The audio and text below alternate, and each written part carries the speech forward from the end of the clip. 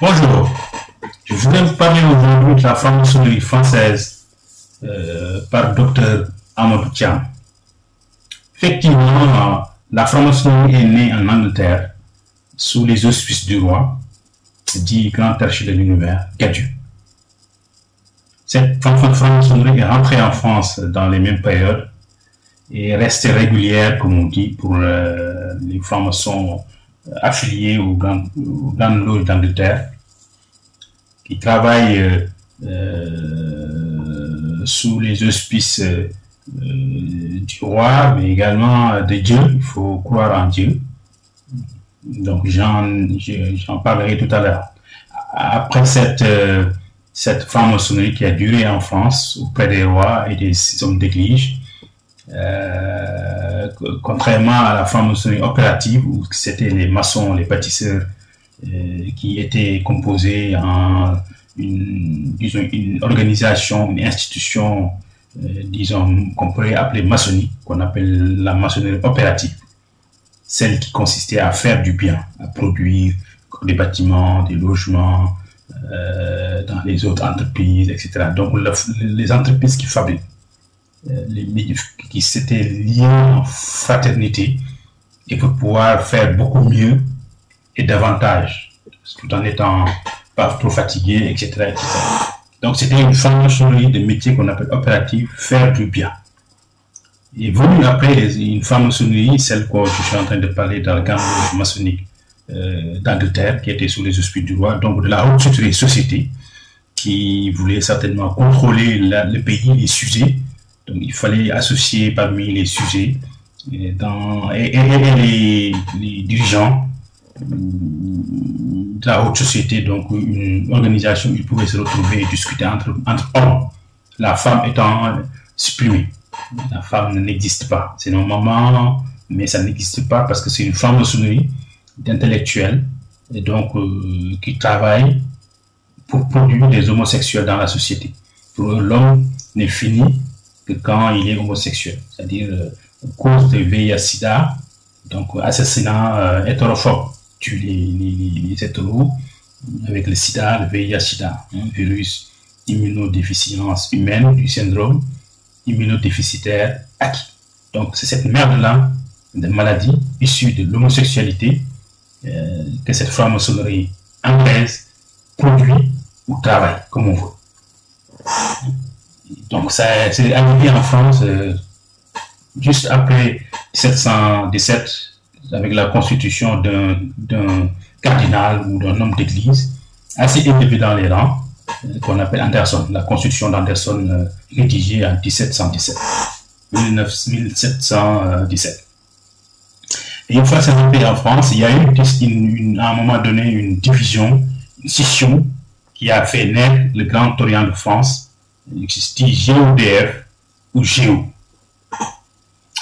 En 1773 est né le Grand Orient de France à partir de la Grande Loge d'Angleterre installée en France, donc une genre de filiale, et donc par conséquent cette division a fait naître un leadership qui travaille, qui est né dans ces périodes-là, et donc suivi d'une grande loge de France, GLDF, née en 1894. Puis la fédération, ou avant, la Fédération française du droit humain, DH, née en 1893.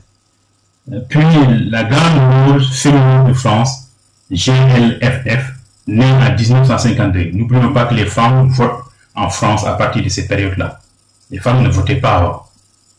Donc, elles n'étaient pas considérées comme sujets politiques ou citoyens politiques dans la République concernant.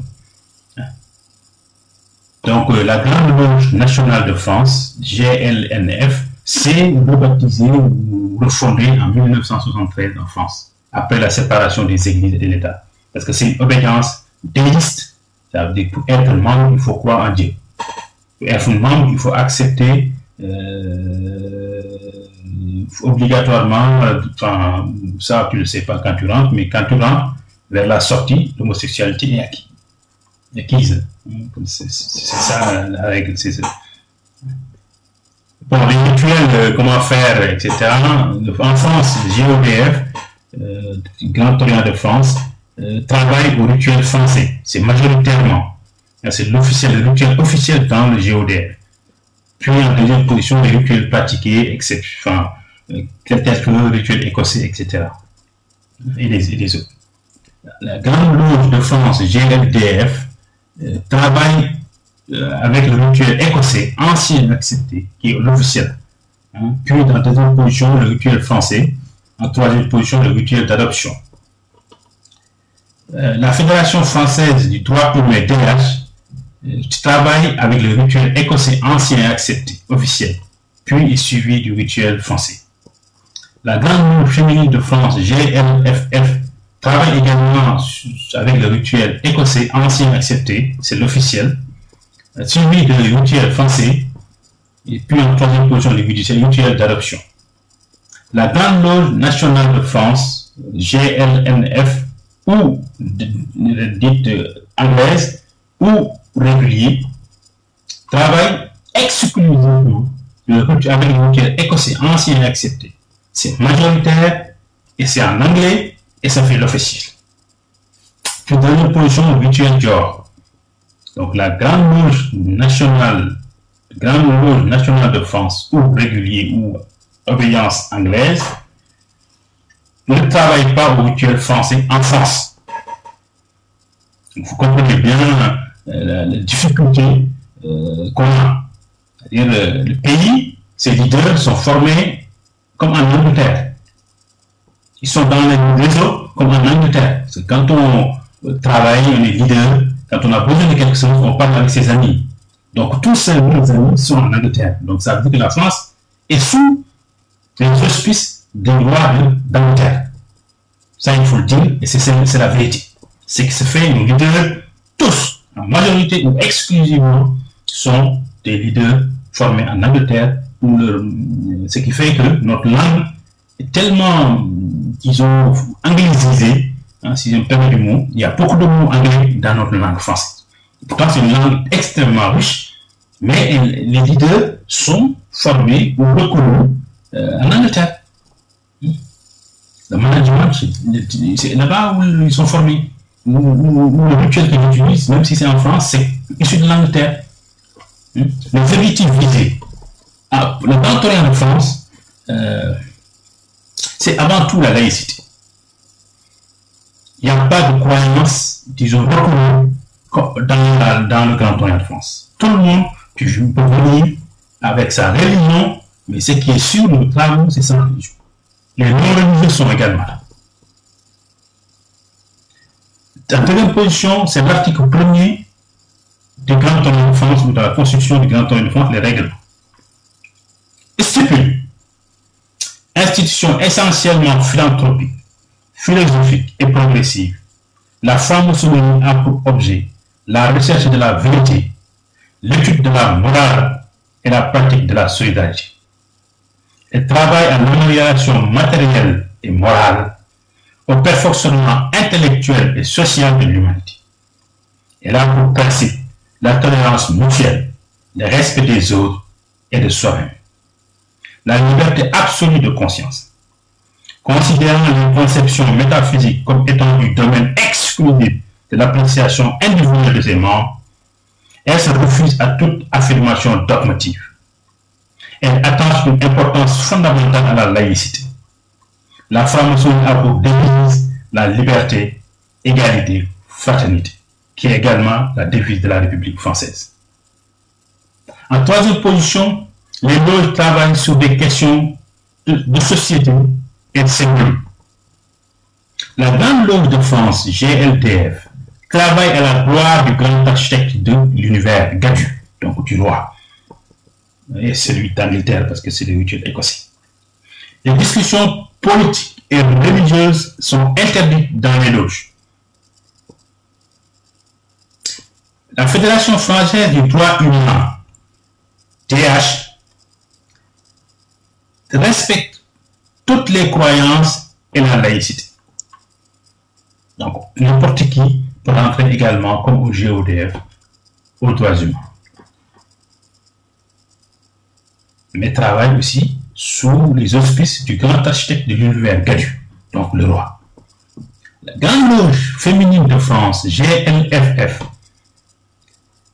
pas de croyance exigée, travaille également sous les auspices du grand architecte de l'univers, donc du roi d'Angleterre. La Grande Loge nationale de France, GLNF pour régulier, est une obédience filiale de celle d'Angleterre ou au Royaume-Uni. Ce sont des déistes, il faut croire en Dieu pour faire partie de leur obédience. Discussions politiques et religieuses sont interdites dans les loges. La mixité présente de femmes et d'hommes. Le Grand Orient de France, depuis le 1er décembre 2010, est mixte, c'est-à-dire les femmes peuvent rentrer, trouver des hommes dans les loges. Parce que jusqu'à cette date, le Grand Orient de France était masculin uniquement. Maintenant, depuis 2010, décembre 2010, les femmes peuvent être initiées.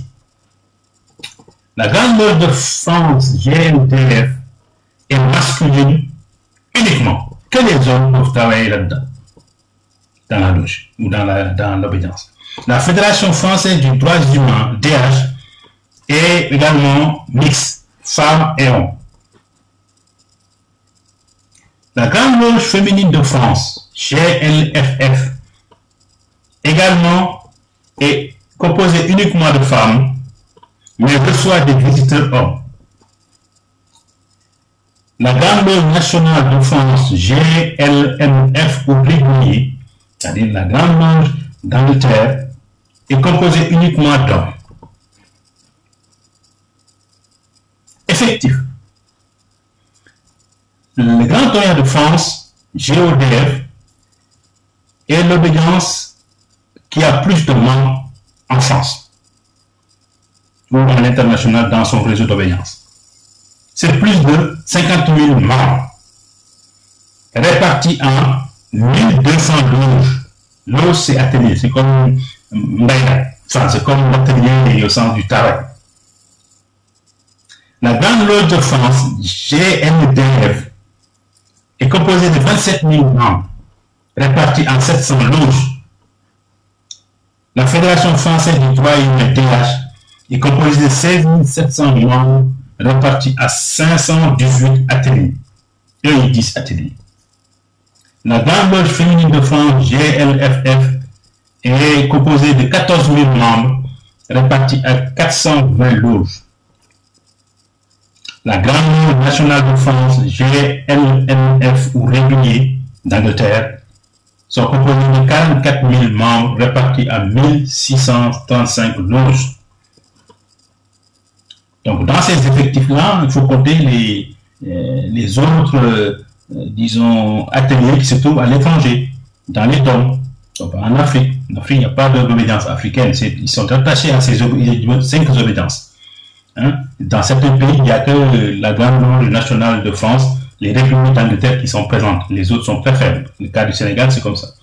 Il y a beaucoup de réguliers qui nous est arrivé par la religion musulmane, l'islam, mais le Grand Orient de France qui a colonisé, disons la France parce que la France qui a colonisé, c'est la France qui avait la Grande Loge nationale de France, le roi d'Angleterre, comme obédience.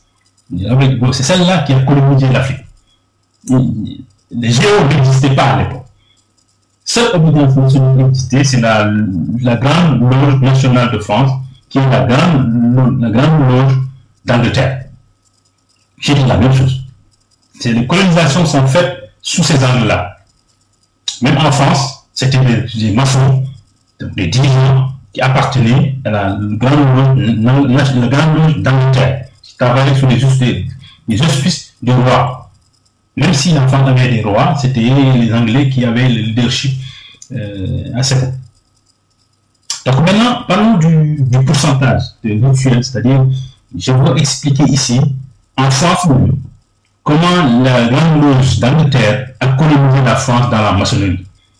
Parce qu'il y a une seule obédience qui est le Grand Orient de France, qui représente 32,96% de ses membres dans la maçonnerie. Donc, c'est représente 32,96%. Et toutes les 4 obédiences travaillent au rituel écossais, donc sont sous la colonisation du roi d'Angleterre par sa maçonnerie. Donc, la Grande Loge de France GLDF représente 17%, 17,80%. La Fédération française du droit humain DH représente 11,01%. La Grande Loge féminine de France GLFF représente 9,21%. La Grande Loge nationale de France GLMF ou régulier d'Angleterre représente 29%. S'ils sont considérés par obédience. Mais il faut les rajouter parce qu'ils travaillent tous au même rituel. Donc, ils sont tous sous la colonisation de la Grande Loge d'Angleterre, donc sous les auspices du roi d'Angleterre. Ils se représentent eux seuls, enfin les 4 obédiences réunies qui travaillent au rituel écossais, 67,04%. Donc, il y a plus de francs-maçons sous les auspices du roi d'Angleterre par la Grande Loge d'Angleterre qui travaillent en France. Tous nos leaders sont formés par ce rituel. Comment faire? Nous, les Grands Orients de France, donc les Français, réellement représentent 32% dans ce 32,93%, donc en 33%. Voilà la donne, et je voulais l'expliquer pour qu'on comprenne qu'est-ce qui se passe dans la franc-maçonnerie. Il y a des obédiences, mais en fait, il faut voir les liens qui existent. Et les liens, c'est le rituel écossais ancien accepté qui est créé par un cardinal qui a écrit la Constitution, mais également travaille sous les auspices du grand architecte de l'univers, qui n'est rien d'autre que le roi. Et le produit, toutes ces 4-là, c'est des maçons. Et des maçons homosexuels. Pour qu'ils vous fassent confiance, pour que vous travaillez avec eux, il faut que vous soyez, au final, un homosexuel. Donc, nos managers que vous voyez, tout ce qu'ils sont, s'ils font partie du rituel écossais, ancien accepté, c'est les homos. Je ne cherche pas à expliquer autre chose. Et voilà la situation. Je vous remercie.